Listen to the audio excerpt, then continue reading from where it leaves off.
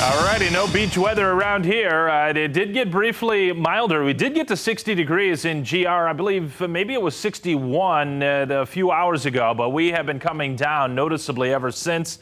And it is into the 40s at the moment and will continue to slide into the 30s and remain there for the bulk of today. Here is the look on the Tower Cam and GR. Do have some showers that have been pressing on through and even some very heavy downpours. I mean, it was really coming down around the time I came into work. A lot of ponding on those roads, and perhaps there is still a little bit in spots, particularly to the north of Grand Rapids. Even a couple showers, though, heavier ones, isolated ones to the south near Kalamazoo. We'll get to that radar in just a second. Becomes mostly cloudy, though, and drier late morning into the afternoon with these winds that will be howling out of the northwest. We'll get good evaporation quickly, so the roadways will become much drier in rapid fashion, I would suspect, at 10:30, 11 o'clock and beyond. Look at the temperatures, though. 65 yesterday morning. I'd mentioned that perhaps near the Indiana line, some spots could get into the mid-60s, and that's pretty eye-opening. You come northward, GR 46. How about Holland and South Haven at 40 degrees, Muskegon at 39, and that's the type of an air mass to be bleeding in for everybody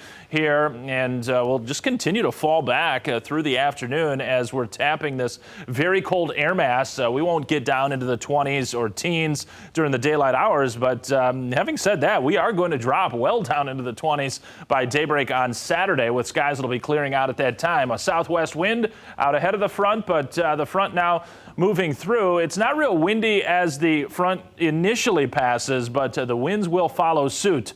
That is a certainty by late morning and for the afternoon, and will be gusting to around 35 and even 40 miles per hour. Watch this as it goes along. The white numbers on the map, those are the actual temperatures on the thermometer at 10 a.m. The numbers that are smaller in the blue color, light blue, those are the wind chills. So watch everything kind of fall back a little bit into the afternoon. You don't ever really see numbers tumble during the daylight stretch this time of year, because the sun, though we won't see a whole lot of it today, does have an impact, and it's hard to offset the daily warming process, but we will to some extent, and those temps will be dropping back more so once we get beyond the sundown tonight. So some weekend sunshine will be out and about, particularly on Saturday. More clouds come in on Sunday. A milder air pattern does return to our forecast next week, though. We'll get to that in the 7-day in a second. We've got lakeshore flood advisories running up the entirety of the West Michigan lakeshore today for waves on the order of 8 to 10 or 12 feet